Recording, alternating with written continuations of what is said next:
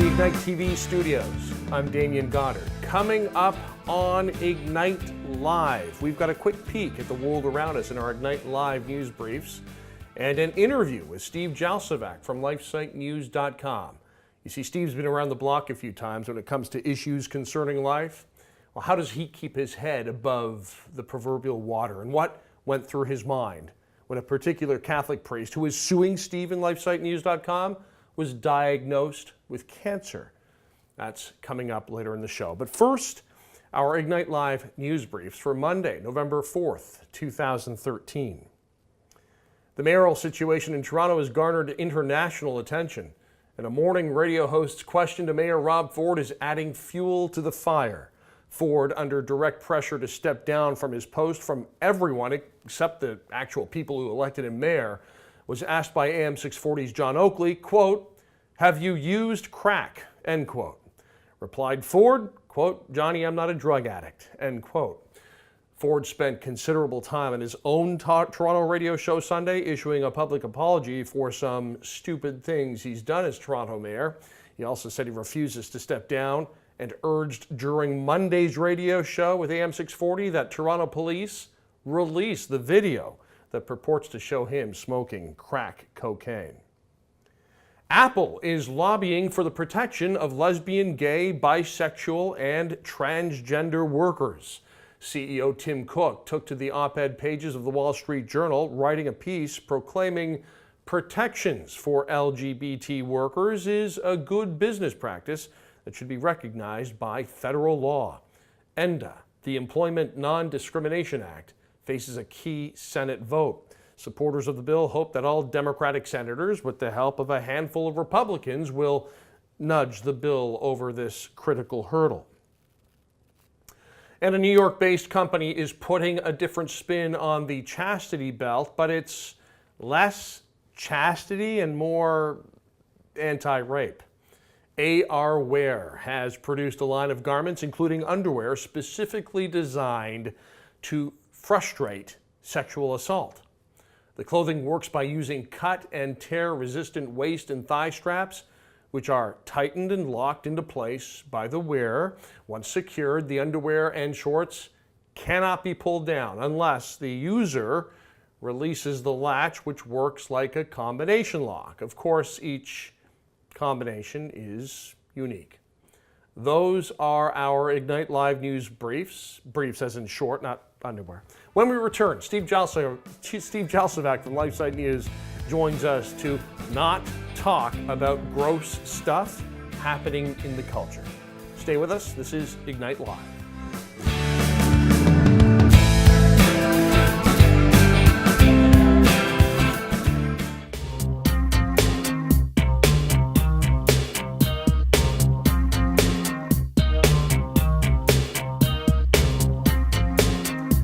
Jalsovac is the co-founder, the managing director of LifeSiteNews.com. The man has been through the trenches, and well, God bless him, because we're dragging him through this trench called Ignite TV to join us right now live via Skype. Steve, thanks so much for joining us. Appreciate it. Great to be on your show. You know, you blogged the other day about the race that's happening in Virginia between involving Ken Cuccinelli. Did you know that there are Democratic robocalls claiming that Ken Cuccinelli supports Obamacare and abortion? It's kind of similar to what you were discussing about the tactics of the left, isn't it? That's right. Today and tomorrow, they've got to watch out for every dirty tactic you can possibly imagine, because that's what's going to happen. Do you have your ear to the ground on what has been happening with Toronto Mayor Rob Ford? I'd love to pick your brain on that. If I'm putting you on the spot, I'm sure you'll be able to find your way out of it. Well, there's a very curious phenomenon here, and that is Rob Ford has done a lot of very strange things, very irresponsible things. He's an odd character, but you know, I think a lot of people are still going to vote for him next election. And because despite his personal life dilemmas, he has been doing what he promised to do as a politician, unlike all the others who just want to pick our pockets. It's a very odd situation. You know, it has set up quite a dichotomy between the Rob Fords and the other councillor members. who I would say tend to lean left, as well as we try to make this analogy between what Cuccinelli is going through in Virginia and what Mayor Rob Ford is going through in Toronto. You got guys like Adam Vaughan who are just coming out of the woodwork and talking about the moral standards of the mayor. It's funny how the left or liberals tend to toss out moral standards every so often to fit their agenda. Steve, let's get to the heart of this little tete-a-tete, if you will. How is it possible that you are able to maintain a sense of undying hope amidst all this turmoil and stories like what we've just mapped out? Yeah, that's a lot of people have asked me that over the years. I get it all the time, and they say, I don't know how you do what you do and how you can keep doing it. And well, we do have hope. We have a lot of hope. And first of all, our hope is in God. You know, we're all people who pray a lot, and you know, we trust in God a lot. Every one of our staff members. So that's our foundation in our personal life. But other than that, it's we encounter so many wonderful stories that we get to tell. I think especially during the marches for life that occur in many situations in Washington and Rome and in Ottawa. We see repeatedly young people who go through a major conversion in their life, and they become pro-life overnight, or at least in a couple of days. And this is happening all the time. Some people are giving up on the young people. They're giving up hope on a lot of people, and they're thinking that everyone is lost, when really no one's really lost if they're exposed to the truth, but exposed in a proper way. You know, with respect for them as individuals, taking them where they're at, and loving them when you try and tell them the truth. And you'd be amazed how many people respond so well to them. And I know if more of us doing that, and if we reach more people, we would completely change the entire culture. It's a very good point. Of course, you will concede that there are despisers, loathers, haters of this thing called truth. Absolutely. But you that know, can be quite a deterrent. There always have been. There always will be. Unfortunately, too many people don't accept that as the reality, and they kind of they fold at the first fight. They fold at the first time they're insulted or called hateful, and that's a mistake. It's you have to have more confidence in truth, and that's one thing that we at LifeSite News. Truth has incredible power on its own, regardless of me, regardless of my personality and my inadequacies. Truth itself can overcome everything. That's what we've learned. We've learned it by accident. It just sort of happened. We went, wow, the response to this story, we can't believe it. And this is what's kept us going constantly. Steve, in concert with truth is love. Love is sometimes very harsh, as we've come to know, especially if you're a good parent that has to say no every so often to a child. That's a good analogy. I want you to explicitly tell us the emotions that went through your mind the moment you found out that Father Raymond Gravel had been diagnosed with cancer. Oh, well, that, of course, he's a mortal, or he considers us a mortal enemy of him, which we are not. And we certainly don't consider him a mortal enemy of us, even though he's cost us over $225,000 and a lot of stress and anxiety. And the first thought was clearly, that's sad that this man, he's dying. We were just hoping and praying, and amongst ourselves, amongst the staff, we said, you know, we pray for this man even more now, that he will hopefully experience conversion, because this is the time of his life more than any, that he might experience that conversion and understanding of the real truth of life. And that was our reaction.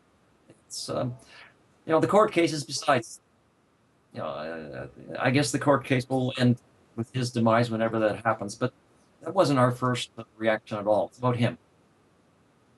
And that's the way we always operate Side News. We were setting up this interview, and I had talked about your homepage on the website. And I had brought up this one particular story, and you said, oh, that's just nonsense. It's kind of gross. I mean, I have to ask you, for someone that's been in this game for quite some time, what does the nonsense, the grossness, the lewd story matter that you deal with on a daily basis? What kind of effect do you think that has, not on you necessarily, but on your family? I don't think it has any effect on my family. The family are well aware of what's going on in the world, living with me, working from home, doing this work for now 30 years. These How stories, is it 30 years and you can look so good? That's another question. Can you help me out here? I have my issues, believe me. It's taking its toll finally after so many years, but you know, I'm not so young anymore. But with that, it's interesting. Although I'm not so young anymore, I have something to offer all of our younger staff. Many of them much younger than myself. So there's benefit to having that experience for them to help bring them along. The young folks tend to be a little naive about a lot of things, but that's because of their natural idealism, which is good. You know, they like to have more trust in people and in situations and hope that things can be turned around very quickly. But the reality is there is evil, and evil is pretty pervasive. It's very strong, but we need not fear it, and we know we can overcome it, and it will all be overcome one day, one way or another. So, you know, it's funny that you should be talking about this, though, because we were talking about this very issue the other just a couple of days ago about these kind of lewd stories. And our policy is never to get really explicit, never to get too much into the gore and the very sexually disturbing material. You don't have to. You can tell the story without getting too explicit about it. And if you get too explicit, you're causing scandal to the people who are reading or listening to you. And you may actually cause them, for the first time in their life, to have interest in photography. Or you may cause someone who has gotten out of the pornography habit once again be drawn into it again by being more explicit than needed to be. So we have to look at just the practical aspect of a story. There's the basic reality of which is wrong. How can we tell people fundamentally what's happening here, how dangerous it is, and then what they can do about it. And we try and help them through the story, give them guidance as to what they can do about it, what they can write, who they can talk to, and so on. And it takes a while to learn how to do all of this. Once you know how to do it, it's very effective. You know, your mandate is quite clear. It's concise on LifeSite News, what you and both you and John Henry Weston have been able to do. As a matter of fact, I talked to John Henry earlier today. Apparently, he's on this thing called vacation. Yeah. What is up with that? I know. You guys actually go on vacation? Well, some of them do. Some of them do. Nice. John Henry has got a young family, and he must do that. It's absolutely essential. And considering the very long, stressful hours that he puts in, I don't begrudge him that. But I'll tell you, when he's gone, we feel it big time. But he's got to do it, you know. And that's for the benefit of his family. My family's mostly all grown. I don't take as much vacation anymore, but my doctor tells me I really should. Yeah, you should. You should. You should. You know, we jest because, well, we would cry if we didn't. So we got to laugh every so often. It's that whole, yeah. I think there's the joy of Christ thing that's in Scripture. Something about that. I don't know. Yeah. Hey, listen, you are a very busy man. You've already promised me that you and John Henry would find your way into the studios here where we can actually sit down, have a few cocktails, have the cameras rolling, and really sink our teeth into a lot of these issues. So okay. I'm going to hold you to that. Oh, that would be delightful to do so. We would look forward to that very much. God bless you, my friend. Thank you so much for joining us. You too. Thanks. Bye-bye.